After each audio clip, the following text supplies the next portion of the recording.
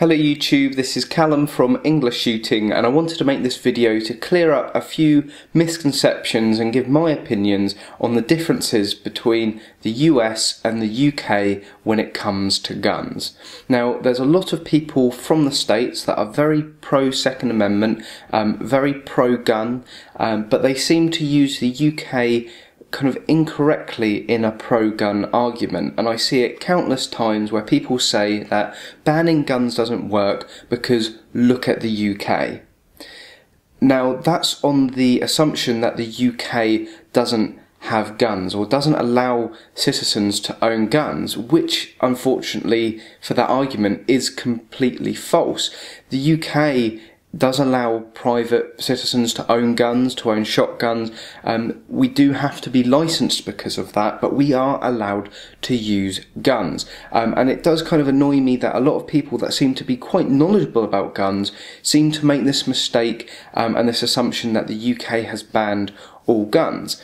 The difference is that our guns are restricted so that less citizens, per head, own guns, and that's where that difference comes in, and that's where I would like to see the argument tweaked, is that the UK has less guns per person and yet has more violent crimes per person. I would just like that argument to be used in that way instead of look at the UK, it doesn't have guns yet they still have high violent crime, because there's 2.5 million privately owned firearms in the UK that are used every single day without hurting a single person, and I just would prefer that argument to be used instead.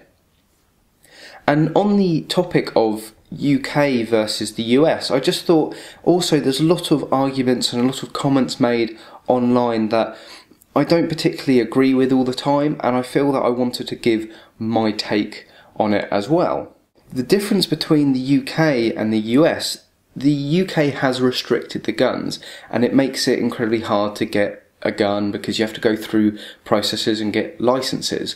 But this was introduced back a very long time ago. You're talking restrictions have been around for 100 years, give or take 10 or 20 years. They've been around for quite a long time.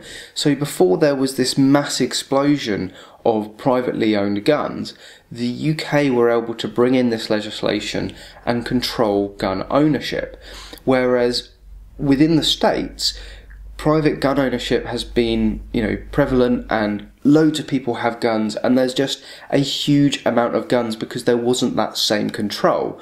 Now, I'm not saying either or is a better method, but because there has been less restriction on gun ownership within the US, it means that there are a lot more guns, and unfortunately a lot more guns in the hands of people like criminals and people that you wouldn't or don't want to have guns, whereas where we've had it restricted in the UK we don't have that problem because guns have been harder and have kind of always been harder to get hold of.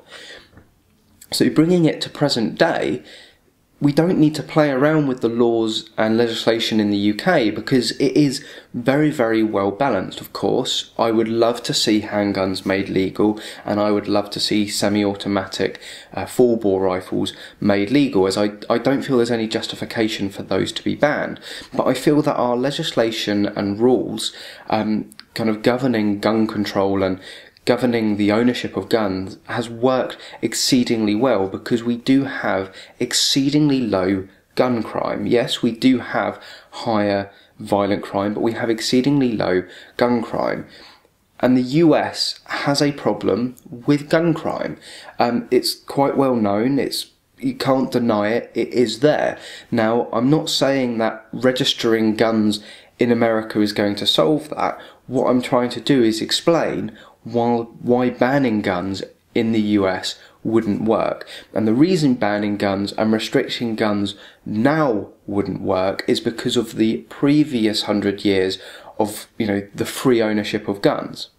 So the guns have already established themselves. The guns are already there in the hands of the criminals. They're already there in the hands of the people that you don't want to have the guns. So banning guns in the US is only going to affect the people that you're trying to protect in the first place. And this is what I want to get across, that yes, in the UK it worked because gun restrictions and gun legislation were brought in so many years ago, and it has made it very hard for criminals to get hold of guns, while at the same time still allowing private citizens to kind of freely own guns, albeit with kind of heavy restriction.